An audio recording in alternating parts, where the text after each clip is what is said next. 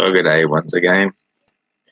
Here I am, finally trying to finish off this ridiculous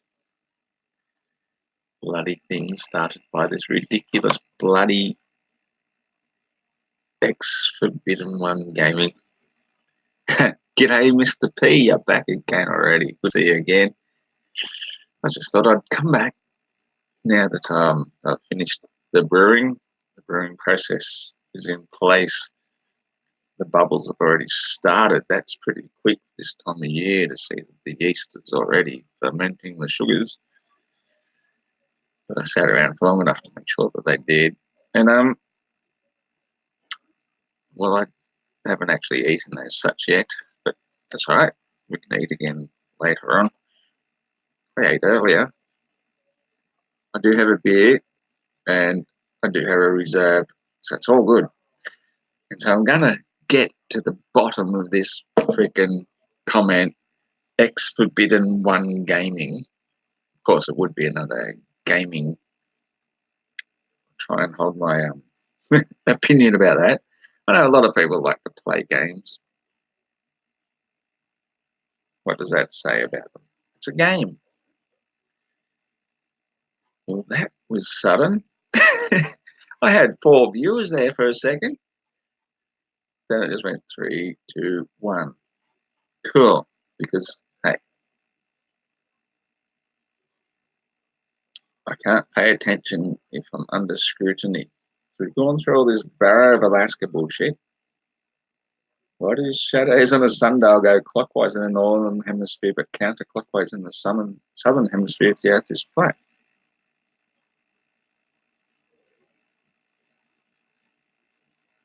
Well, so far as I know, it's actually an interesting question. I haven't really investigated that one.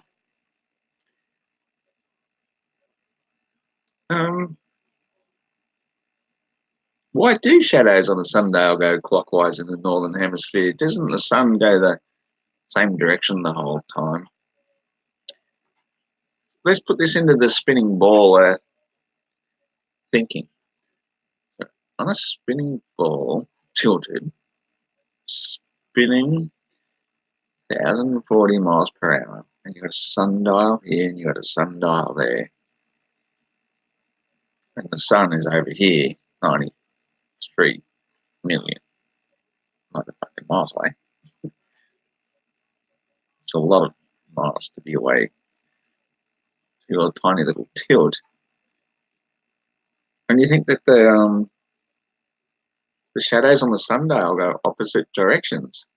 Let's look at this upon a flat Earth scenario, where the sun is always going around the equator, the middle part of the Earth, where Polaris disappears from view as you're heading outwards, southwards.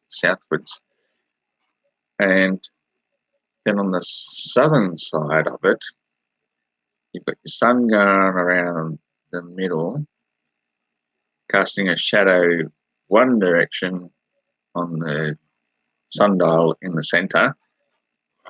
The sundial on the outer side, I would think it would actually cast a shadow in the opposite direction. Even though I've never really got that.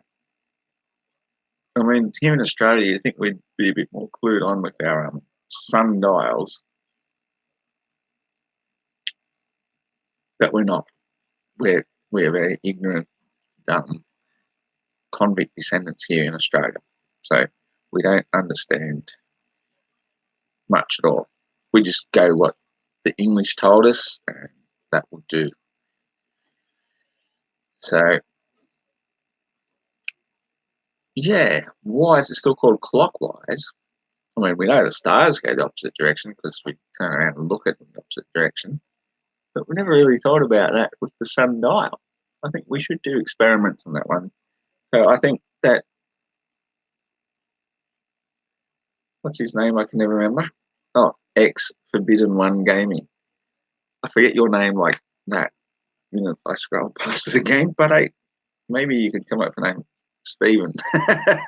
Yes, we worked that out the other night. Sean Beck is here.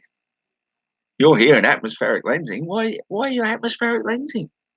That was a joke. Hey, again, Mark, give you a spanner. I've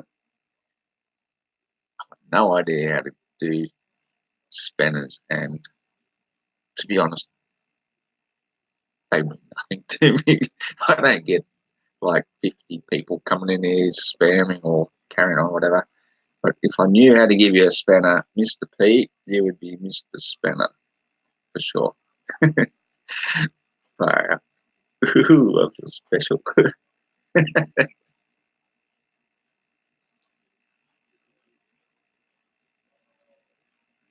You seem like a good dude, though. Should catch up and have a yak one of these days. So I'm very interested into why this X something, whatever he calls himself, asked that question. Why do shadows on a sundial go clockwise in the northern hemisphere but counterclockwise in the southern hemisphere? Let me see if let's just assume the hemisphere is a straight line for a second and not a great, big, massive circle. I would think that if the source of light went past one way, it would cast a shadow that way, and on the other side, it'd be casting a shadow that way. So it's pretty well a good flat Earth proof to suggest that they do appear to go clockwise or anti-clockwise on different sides of the equator. Oh, I love this one. Explain how the flight from San Diego, Chile to Auckland, New Zealand is even remotely possible on a flat Earth model. Okay. It's remotely possible because you may have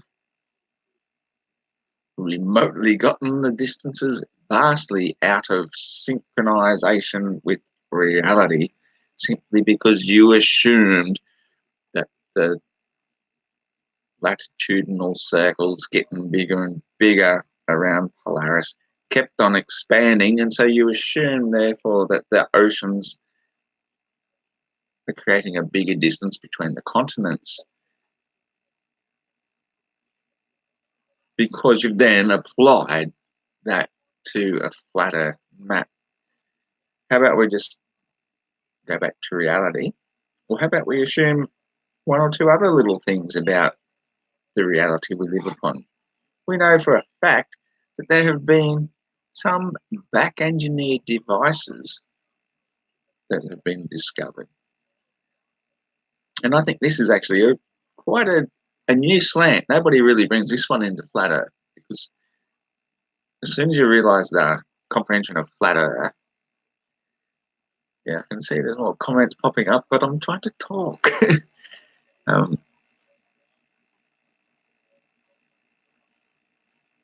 Interesting, Sean. I'd be interested in seeing that and get a Spurs schema as well. Um, The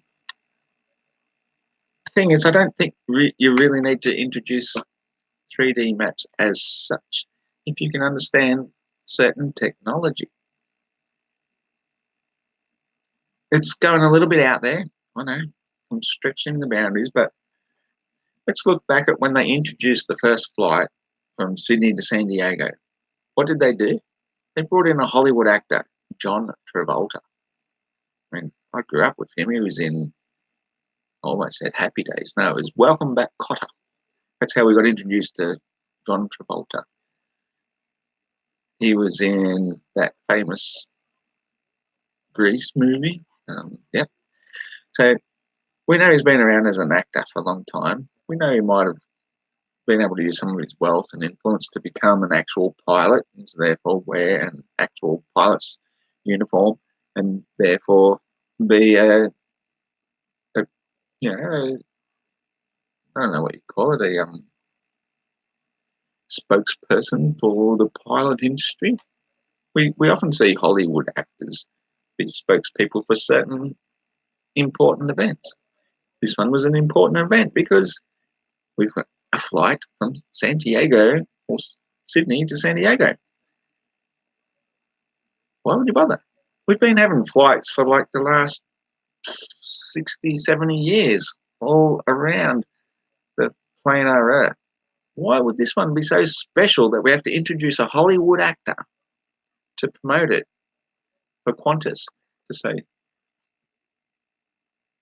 I'll tell you what they did. They did this because they were actually introducing a technology which we've probably had for multiple decades, but they don't necessarily introduce to the general public. But they can still build a normal, everyday looking 767 or whatever they are aeroplane to look as though it's just a normal aeroplane.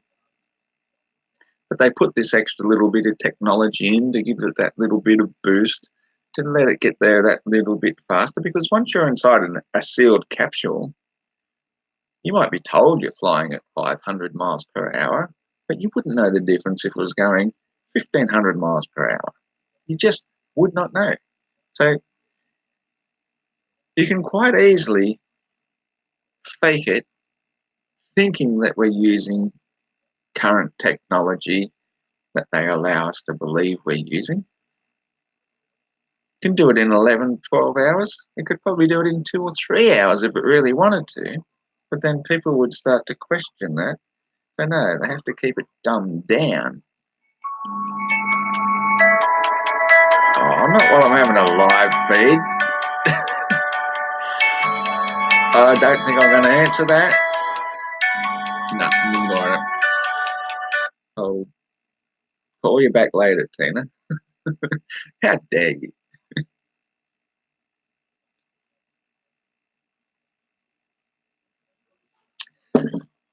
I'm trying to read some of the comments here. So Sean says the southern sun only has 8 to 12 hours at most. I don't know what you mean by that. It's the same sun that we always see, mate. It's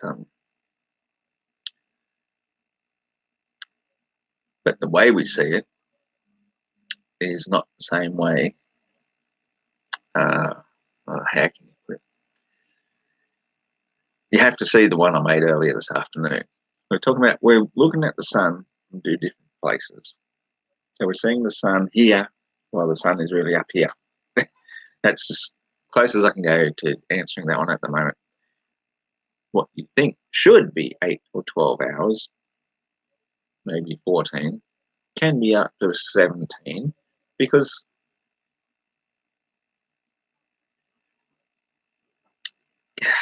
it is really hard to explain.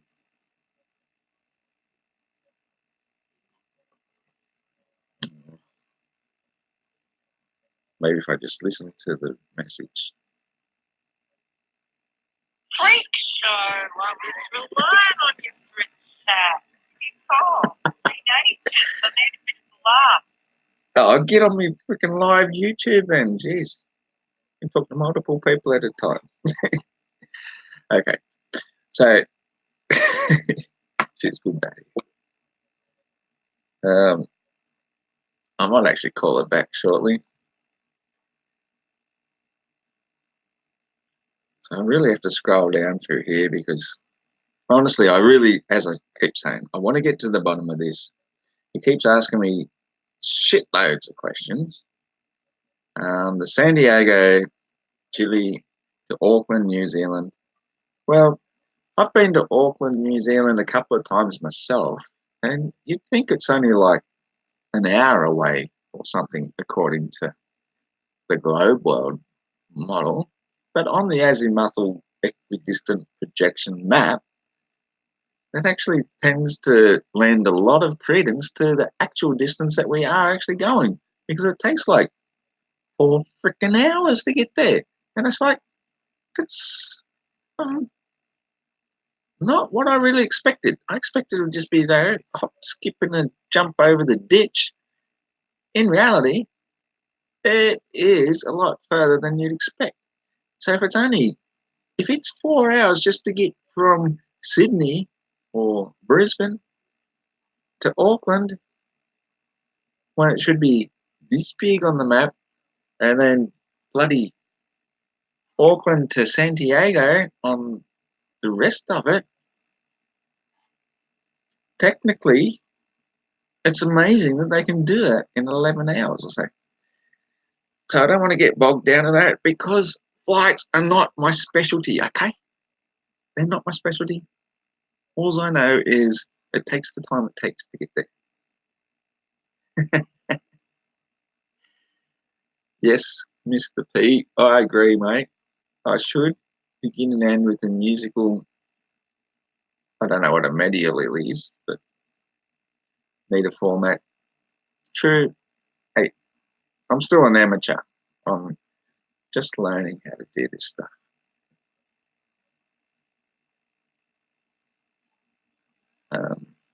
Not as you know it, Captain. There's another new person. G'day, mate. Welcome. Or, no. I would assume, mate, because you seem to speak in reasonable logic. Because the sun rotates from the Tropic of Capricorn to the Tropic of Cancer, causing seasons and shorter days in the north and south.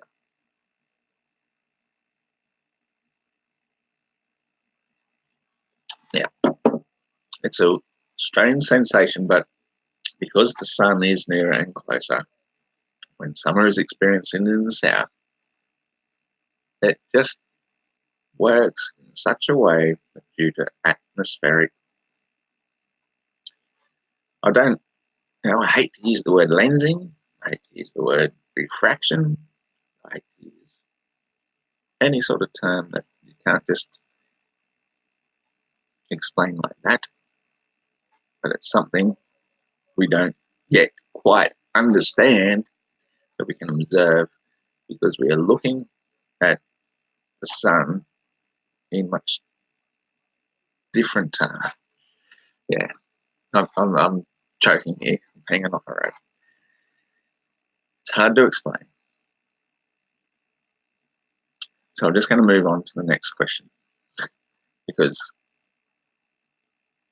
here in the southern hemisphere, the sun is currently appearing to be much further north, even though the actual sun,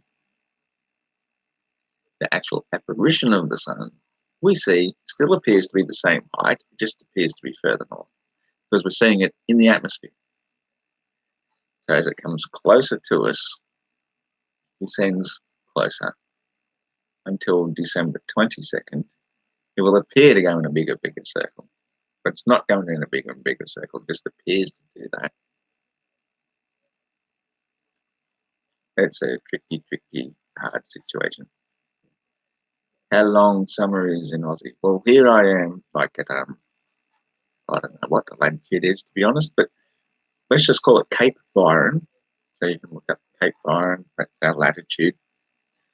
We basically have about 9 months of summer. And I believe we are far south, or reasonably south, of the Tropic of Capricorn.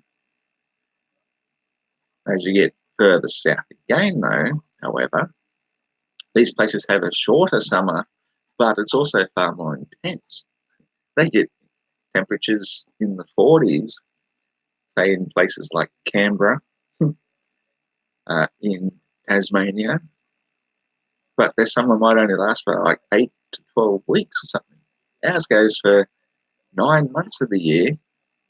This winter we're getting, it's pretty well nothing.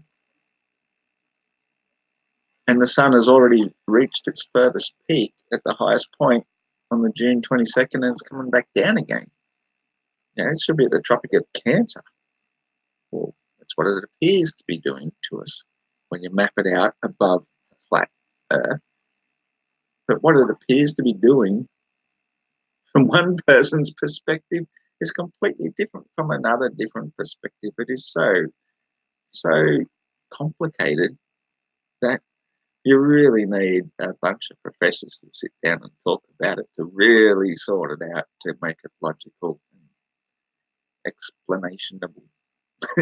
Except most of them have been for so long living in the globe fantasy and applying their intelligence to the globe fantasy that they haven't even really given it good consideration to understand how it actually works, why it appears the way it works.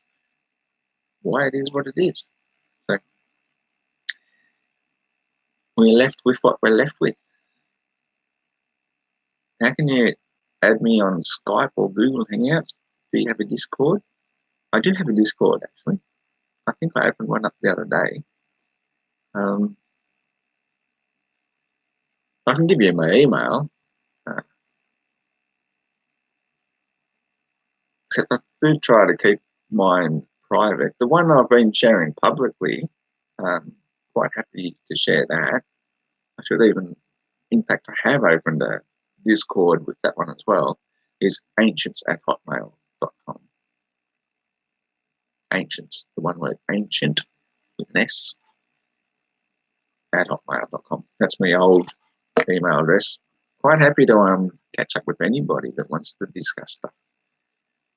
I'll have to go back up again because I missed a few things here, and I'm quite grateful that I have some viewers and people commenting. Thank you very much.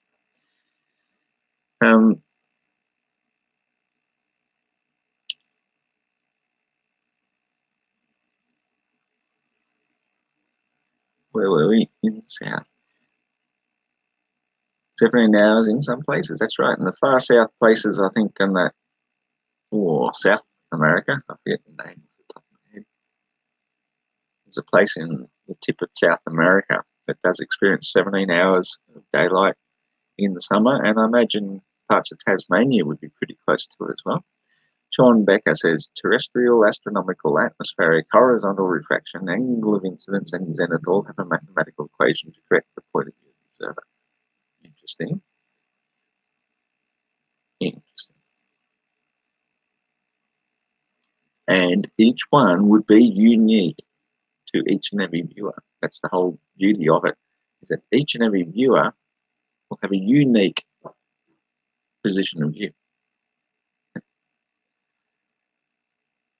Can we discuss atmospheric pressure or the lack of, if you'd like to, Mr. Sperschemo?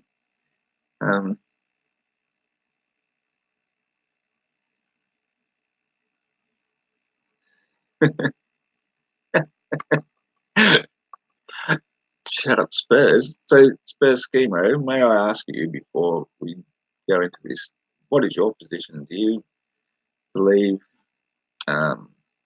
in the spinning ball model, or have you sort of accepted the fact that Earth is stationary and the celestials are going around us? Because honestly, with this hangout, I'm really trying hard to get to the bottom of this freaking thing. Third time lucky.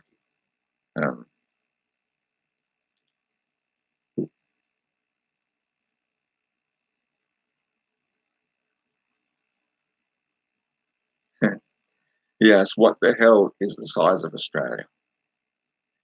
Well, that's a good question.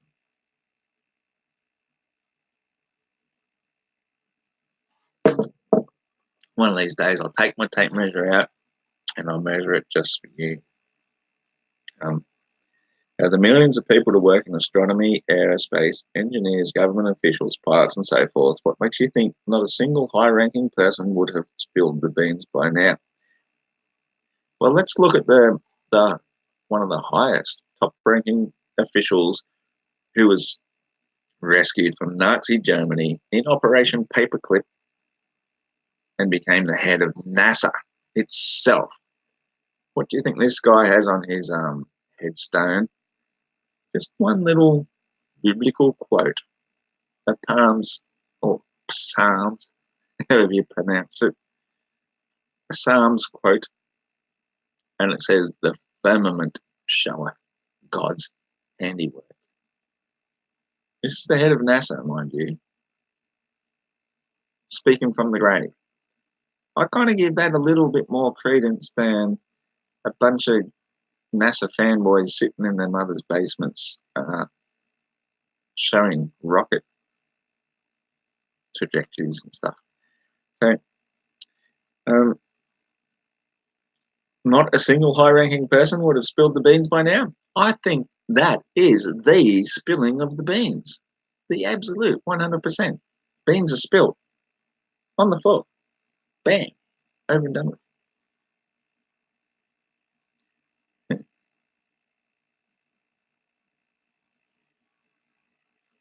Oh, did we schemo? Sorry, mate.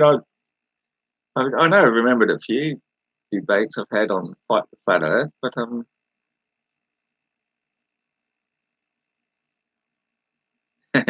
yes, Mark Swarbrick, that's right. Zen Garcia did win his court case, challenging a ball earther to a 15K prize. The thing is, though, with that one, it was a technicality, is that the ball earther didn't present evidence to show it in the real world. All he did was presented evidence on a computer program. And that wasn't the challenge. The challenge was to show it in reality. So you can make all sorts of mathematical equations, all sorts of computer programs. You can do whatever you like to try and prove something to fit your belief. But when it comes to showing it in reality, in the real world, the only one we live upon, all of a sudden, of course, the court is going to rule in favour of the flat earther, because it's fucking flat. It's non-rotating. It's not moving. It's a done and dusted.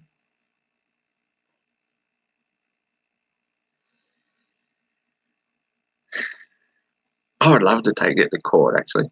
So yeah, Spurs schema again. I better read some of these. Cool. Um,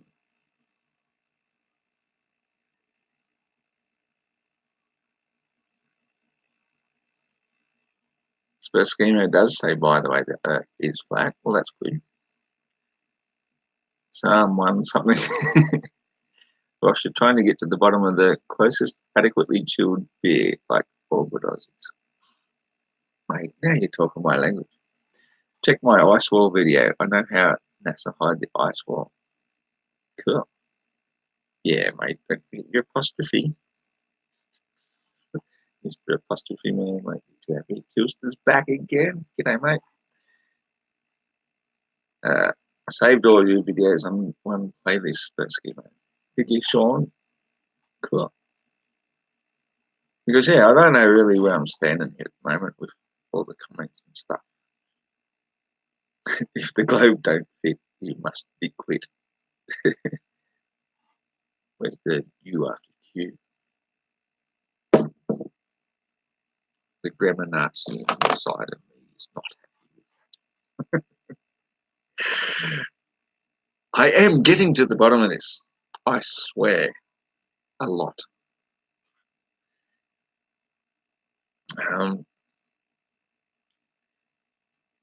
Yes, I'm on to the next one here. In all actuality, over 1 million people have worked in fields that require gravity, period. I guess they were all female. That makes period flow out downwards. That would be like 4 billion, not over 1 million. I'm going to move on from that. Gravity has been rigorously tested throughout history, and multiple aspects of it are easily demonstrable. For instance, in vacuum chambers, all things accelerate at 9.8 meters per second squared. This cannot be debated. I can debate it. How big was your vacuum chamber? Did you allow them to fall for, like, say, 500 meters? About 5,000 meters inside a vacuum chamber. Were they still accelerating at 9.8 meters per second squared? I think not.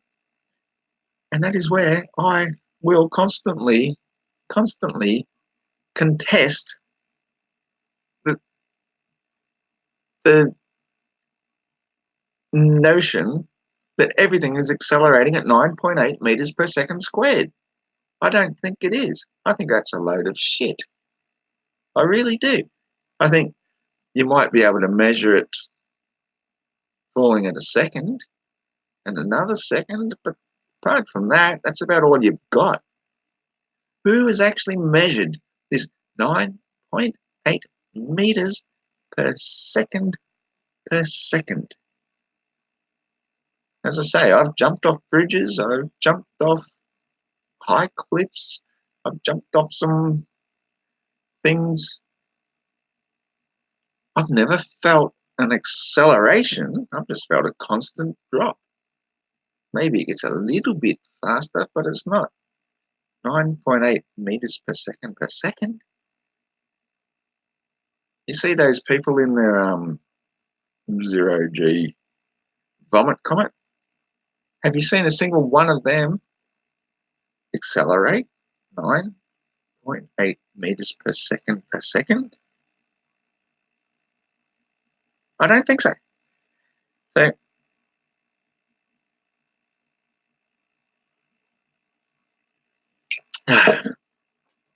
damn, that's good. For instance, in a vacuum chambers, all things accelerate at 9.8 meters per second squared. He says this cannot be debated. As gravity can be proven, the shape of the Earth is physically impossible to be a flat disk. How the fuck does that prove that? Even if it's flat, surely things falling through the medium of air or a vacuum would still accelerate at that same speed. That does not prove.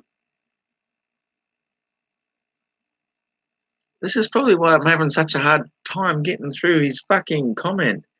As gravity can be proven, the shape of the Earth is physically impossible to be a flat disk. Well, I will agree with you on that. It's not a flat disk. It's just the flat plane at the bottom of known existence, the only physical plane of existence. We can agree on that one. But it doesn't prove that they're on the outside surface of a spinning ball moving at 1,000 miles per hour, moving through 67,000 mile orbit at a time, because anything falling should have to be taken that into account. So it'd always be falling at a slant. Everything would be falling at a slant, not just rain during a heavy wind. Makes no sense at all. Density and buoyancy both require gravity in their very formulas. If you need a formula other than observing reality, if it was density, things would float. Oh, God. Oh, where's my bloody oven mitt? If it was density, things would float upwards into the less dense medium. The air getting less dense as you climb altitude is demonstrably proven.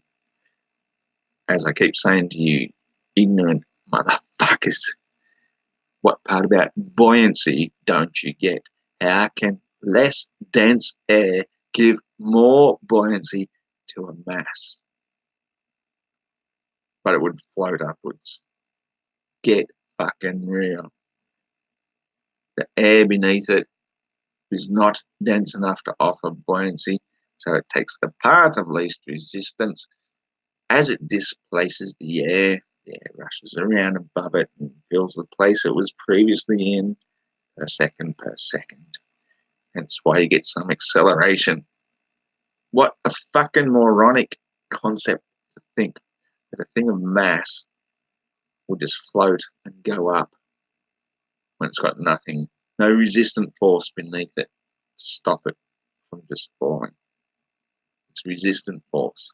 That is density and buoyancy. Buoyancy is the resistant force.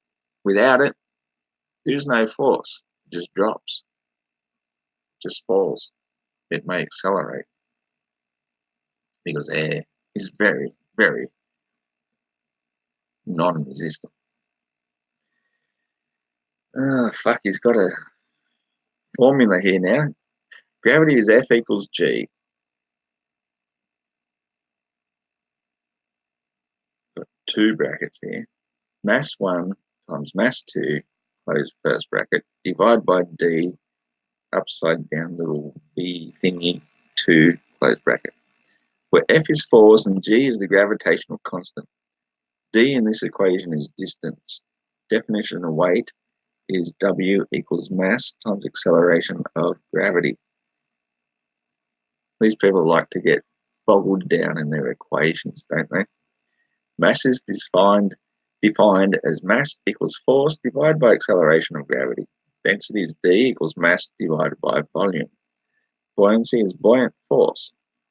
So each and every single one of these little fucking equations that you're making up here, whether it be force, gravity, mass, volume, whatever, they're all man-made definitions of something that always existed long before man came along and made, say, a kilogram or a litre or whatever. These things existed long before that. So your equations exist in your head. They're not real. Reality is what you see. You pick something up. If you let it go, it drops, it falls because there's no resistant force of the air. You don't need a formula to know how and why it's doing that.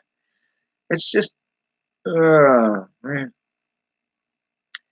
Yeah, no, you're getting bogged down in it. Tell you what, I'm going to shut that off because I'm done with you. Whatever your name was, X something or something. Now you just X everything. I'm going to read some comments. Finish off this thing and go to bed.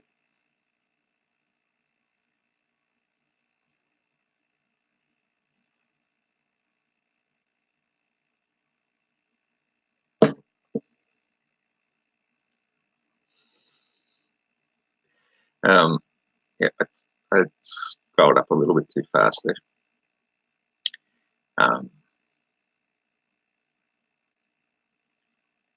Spurs only drinks light beer. I like beer drinker.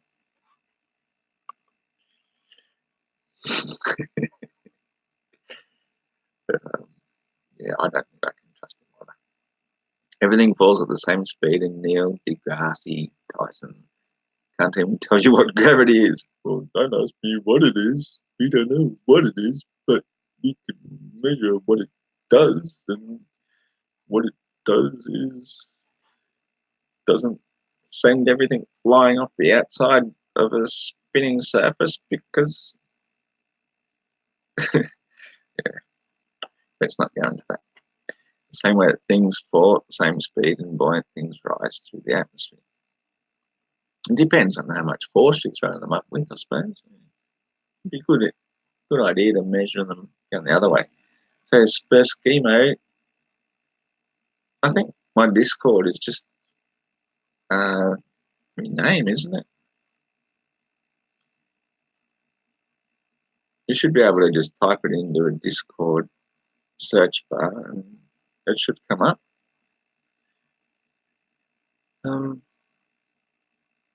Might even ring my friend back just to have a chat. Since I'm done with this, let me just check one more time. Yeah, there's that song. By the time I'm done, you'll remember my name. Well, tell you what, motherfucker.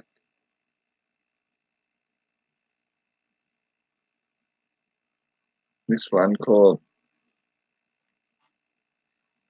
X Forbidden One Gaming. Your name has been forgotten. You are nothing. You're nobody. Come along with a real name, a real challenge, and I'll try and address it. I'll just go straight to the end. Oops, just proved existence of the is. Yeah, you love your is. You're always taking the piss. Satellites in general, the sun staying the same size as it sets in curvature, all in the same comment. Yep, well, we can look into that one later. It's on this other video I made the other day. That's unfortunate. You heathen should stop spreading lies. It's a sin. Every time you point a finger, see what those three are doing? Pointing back at yourself. You want to point a finger at me, make sure you know those three pointing back at yourself.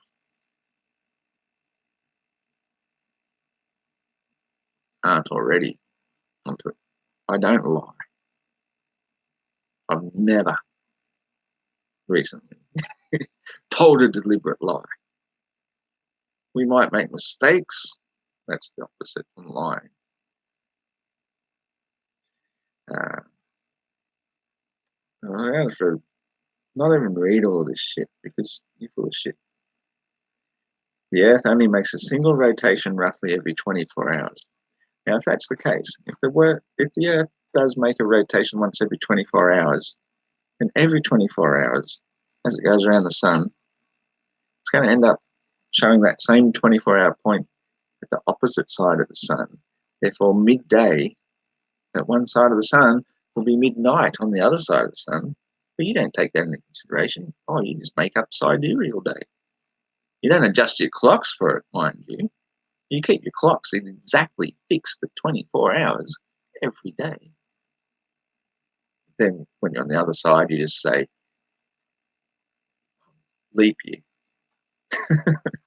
Sidereal day. A 4-minute daily difference would be what happens. We see the 4-minute daily difference over a flat Earth because as the sun rises up, gets higher and lower throughout the seasons, throughout the year, its appearance to us is 4 minutes different daily because of height, because of the way we view it through the atmosphere.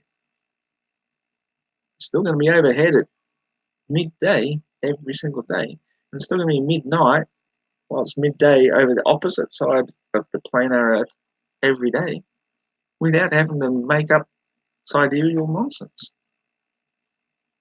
Flat Earth is sanity.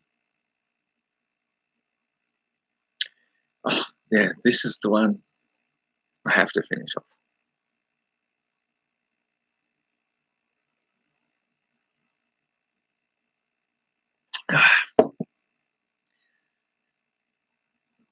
See that hour hand on your watch? Oh, yeah. I know what you mean.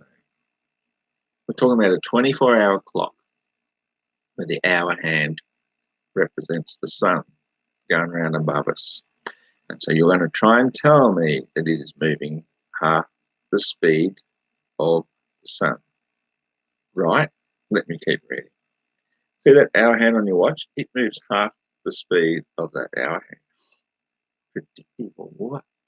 The centrifugal force you guys preach about is very minimal considering there's one rotation per 24 hours. You, Ross, have always attempted to use carnival rides to push your narrative. Carnival rides like the 7-meter swing ride you've used before spin at about 11 to 12 revolutions per minute. Your Earth spins at 1 revolution per 24 hours. They aren't comparable, and once again, this is something even 10-year-olds can grasp. I can only assume you'll do the predictable response of either trying to derail the subject and questions at hand by talking about something irrelevant, delete this post, or just blabber nonsense about giants carving the moon out of the Grand Canyon and lifting it up in the sky with helium, which you claim you have evidence for, but have yet to provide where you obtain this information. Well, I think that might have been a really good attempt to try and derail the subject that questions at hand and talk about something irrelevant. So let's talk about where you go back to carnival rides. Yes, I have mentioned a carnival ride, the Gravitron ride, which pins people on the inside wall and lifts them up as it's spinning. If you say it's going to 11 to 12 revolutions per minute, I'd say you're probably pretty accurate there. That's cool. Let's go back again to the Earth only makes a single rotation roughly every 24 hours. So if you want to compare this to the hour hand of a clock, this is one of my favorite debunks of you fucking globe head wankers. Seriously. Seriously.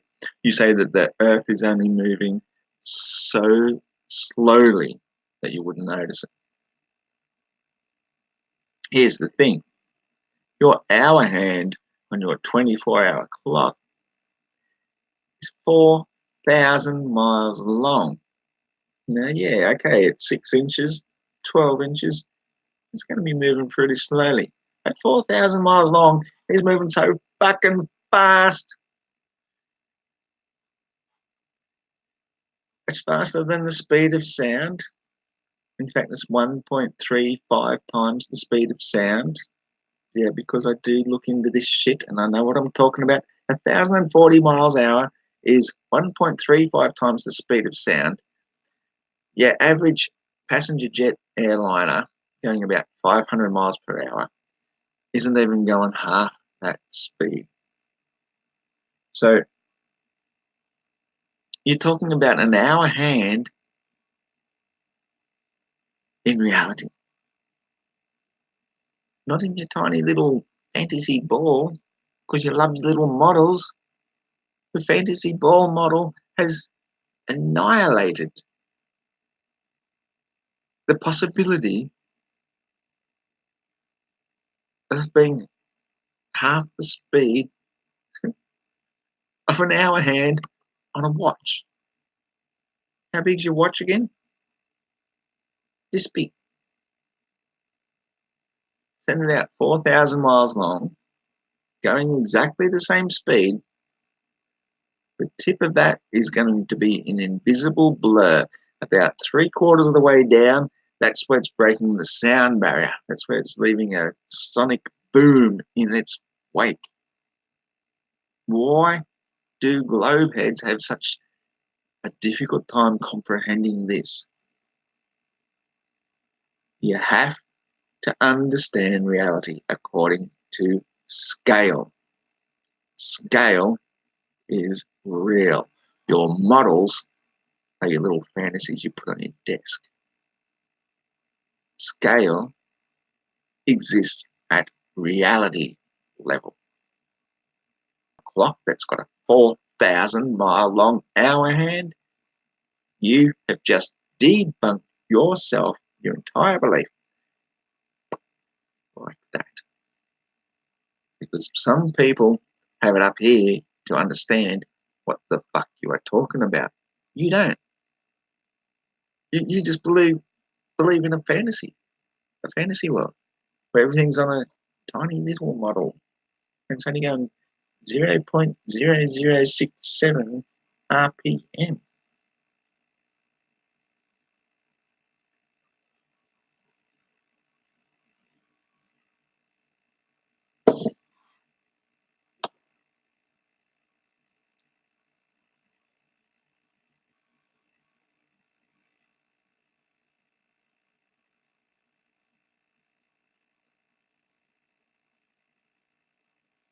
I've got a Todd T there. How you going, Todd?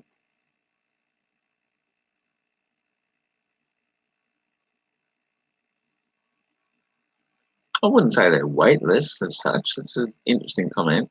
When things fall, they become weightless, so it makes no difference. No, you've still got your weight. That's the whole thing. Your weight never changes. Your weight is always going to be what it's always been. And it will displace something without resistant force beneath you because of that weight. That's pretty much how it falls.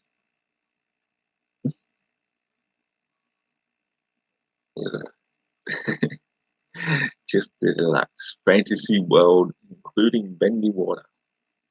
Yeah, that's it. I think I've finally reached the end of this.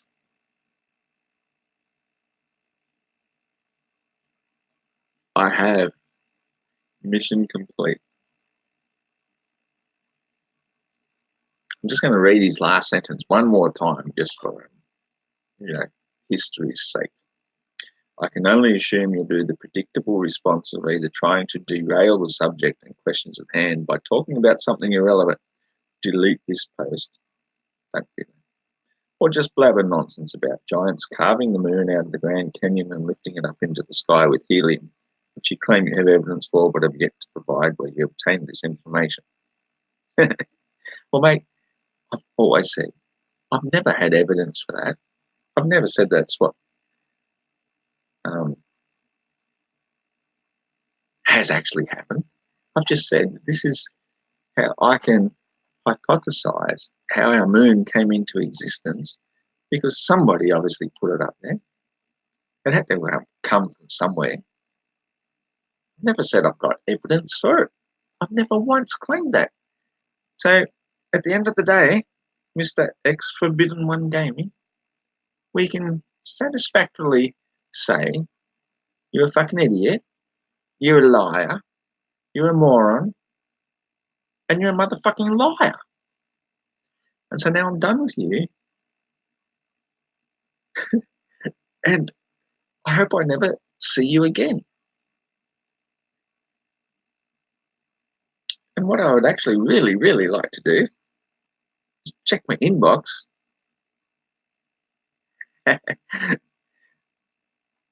Oh, I got a comment that says much better saver. Thanks, Gary.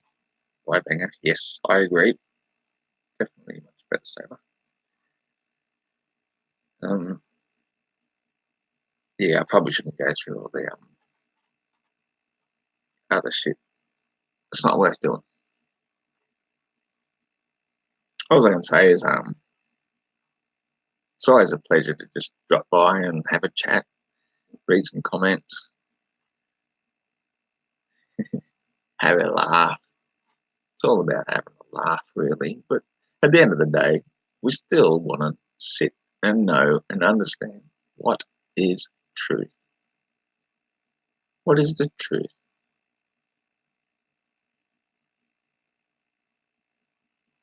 Truth is, I make a fucking good beer.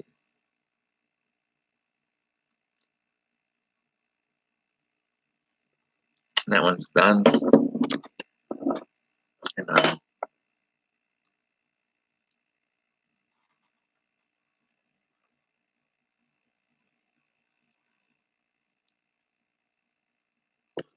Todd T says, I like the idea of the way the moon reflects. Been thinking about it all morning. Oh, that's cool, man. It's good to think about anything. Just, yeah, apply some grey matter to it. Mark Swartley. We live in a wonderful world that is full of beauty, charm, and adventure. There's no end to the adventures we can have. If only we seek them with open eyes. Oh, with our eyes open. You wouldn't believe the drama I've gone through with these glasses today. Actually, that is a really interesting story. I'm just going to tell that interesting story because it's interesting. These glasses yesterday, I lost them. I could not find them. I went out multiple times because I was just sitting in my backyard getting a little bit of sun in the day. Could not find my glasses anywhere. It got to the point where this morning I went to the car and got these ones. These ones are great if I want to see long distance. I want to look at the stars. These are great. I want to see something up close. Terrible. These ones are good all-rounders. Couldn't find them. Walked over the place where they were sitting on the ground multiple times. Multiple times in the last day looking for them. Housemate comes down. They have a chat. Nearly walks on them. Picks them up and says, oh, what are you doing there? And I said, holy fuck, they must have just come back through a portal because they were not there. I looked in that spot multiple times. They were not there.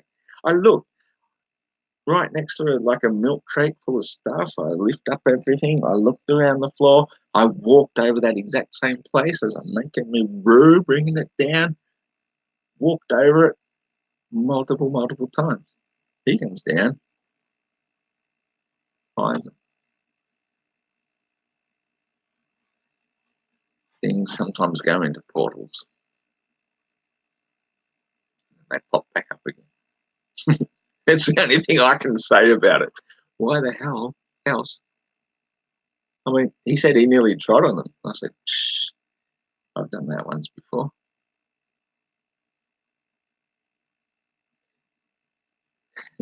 The truth is, I'm eating pistachios and drinking cider. You're drinking cider, Arnold. I'm gonna drink beer.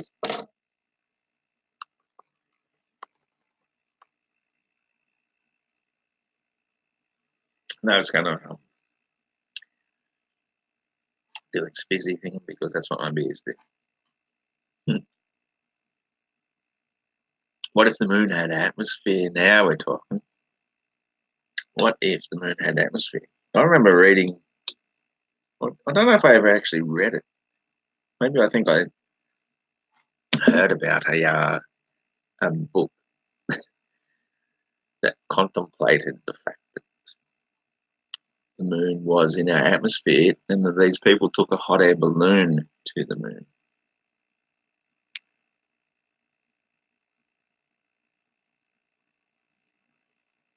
I could tell you my theory on that, but then you'd probably have to shoot me. Just kidding. No, I always joke. I always make a joke comment about the craters on the moon. You know how we have these like little pit bugs where you see under a dry area, and these little pit bugs dig a little pit so that when ants come along, the ants get into it and they can't get back out. So the pit bugs get to eat the ant, and then they get a little bit bigger. They get bigger and bigger pits. I just sort of made a joke and comment about because moths are attracted to the light at night time. Our moths have been constantly flying towards the moon, and so the pit bugs on the moon have just been getting bigger and bigger and bigger. So by the time we go to the moon, we go and land on it, the pit bugs just come and swallow us up. It's like, damn it, we can't put that on live television, so we'll just have to fake it. It's just, yeah, got a little bit of funny every now and then. Fucking pit bugs on the moon. I think they did a Heinz baked beans ad about it as well.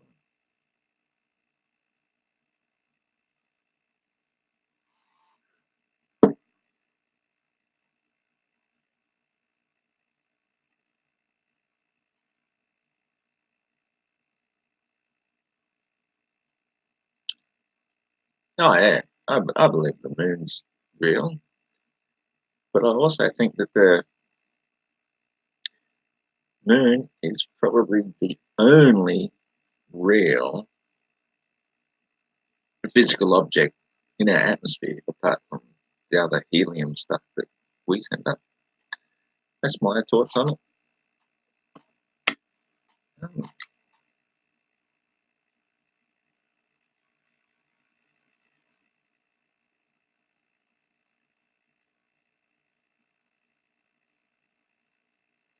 Yeah, I don't think it's holographic. I've looked into it enough. For a while, I entertained the concept that it might be a holographic projection and that there's always that star nearby it. It could be the projector star. It's still a slim possibility.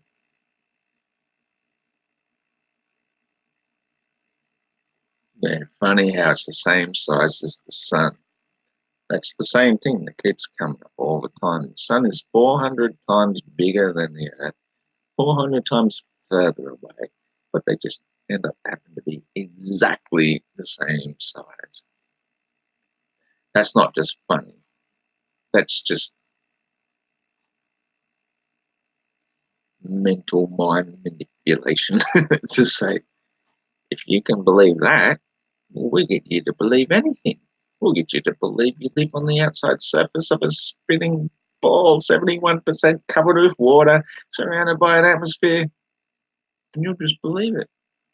That's what happens with mind control is, hey, as soon as you believe one insane thing, you're easily open to believe all sorts of insane things.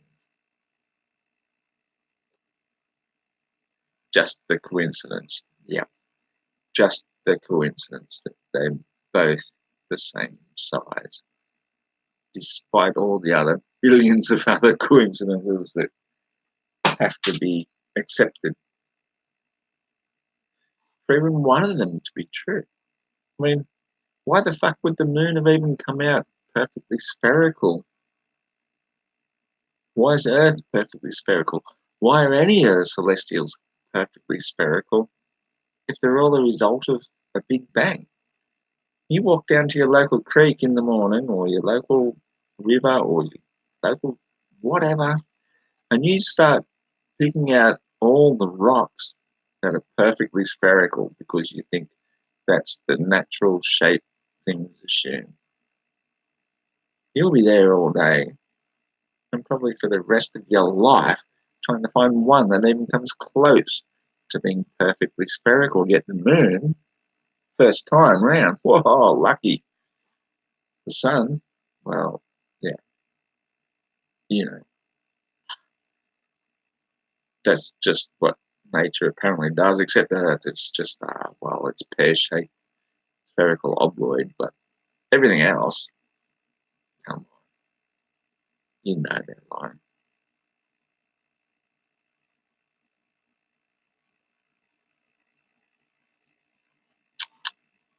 Well, Arnold, come on. I will call you to task on that one.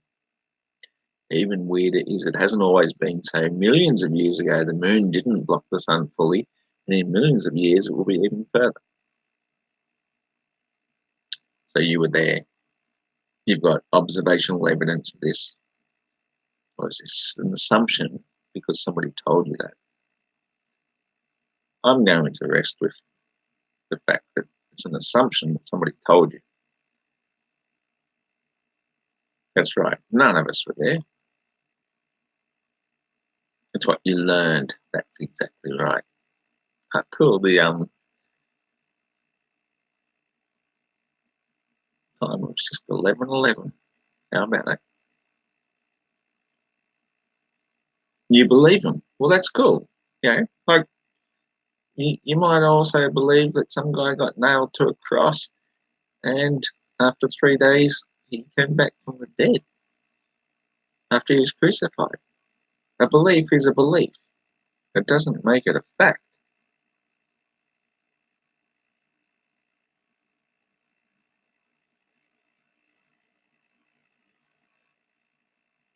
Yeah, but you are being a religious about the fact you're told that this thing happened millions of years ago and will be, pardon me, different again millions of years into the future. You just believe. That's that's what faith is all about. You believe what you're told.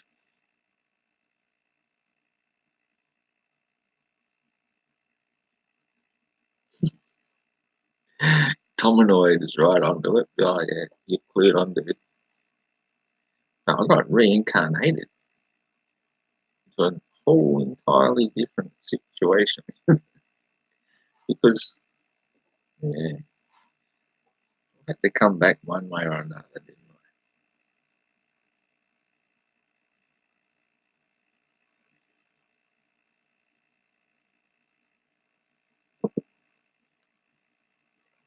Even my own mother doesn't believe me. I was like, hang on a second, Trish. Didn't you oh yeah, never mind. Going into mind control here. Anyway, guys, I think I might have to call it a day. Found another hairband. Or is it it's a hair?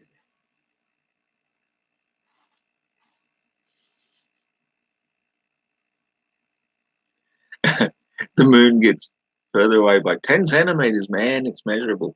Is that right, Arnold Lane? I would like to see how you measured it. Did you send a rocket out with fishing line attached to it that you can drag back in and measure? 10 centimeters?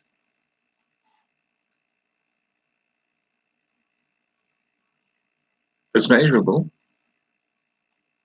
Obviously, you've got your methods.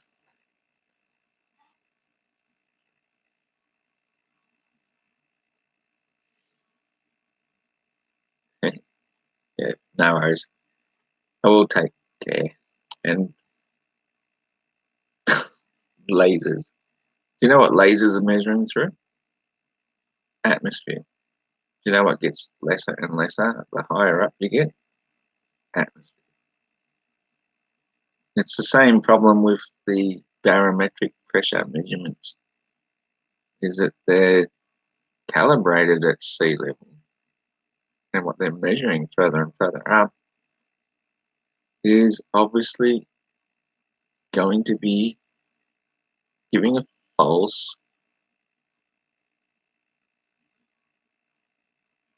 measurement, a false interpretation of how much atmosphere is between you, because there's less and less of it in the first place. It's really quite simple.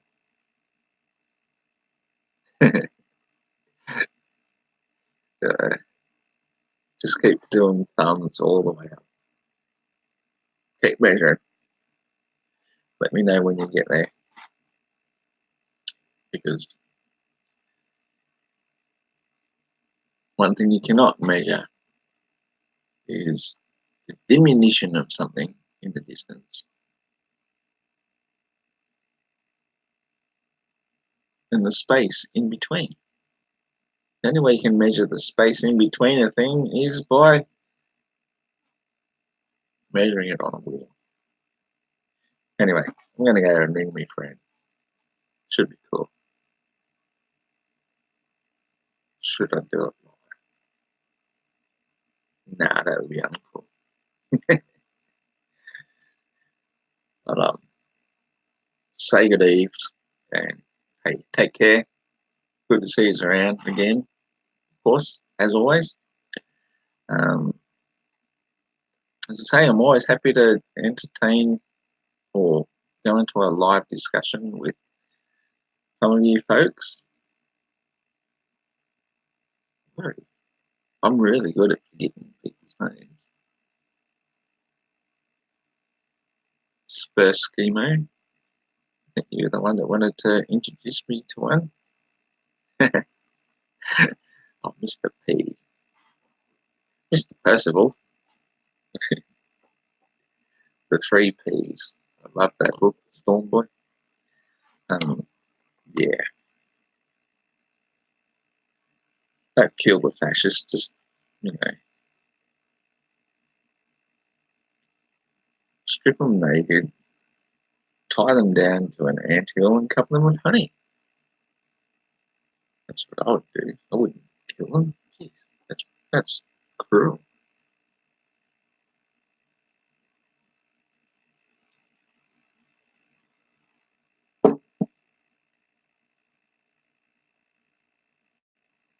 Holy shit. Has a man turned up? I have a feeling I know this dude, Mr. Smith. Oh, Agent Smith. Now I say they get society over a barrel. They had the likes of this fella to contend with the cultural hegemony. Oh, I'll time to rip another cone out me BB tinny. Oi, Shazza, where's the Billy? I'll pay that. I'm trying to leave. Oh, it's gone. It just disappeared like that. At least we've seen it while I was there. Arnold Lane says, Spur Schemo loves men's asses. Well, that's up to him, isn't it? Or else could you sing an outro and dedicate it to Ivy? I cannot. It's like 11:19 p.m. and there are people sleeping And no, I will say good night. It doesn't look as though I'm going to be working tomorrow. So tomorrow I'll sit down and work on a new song or two and see what I can come up with. Take care, Mr. P. Take care, Mr. Hazman.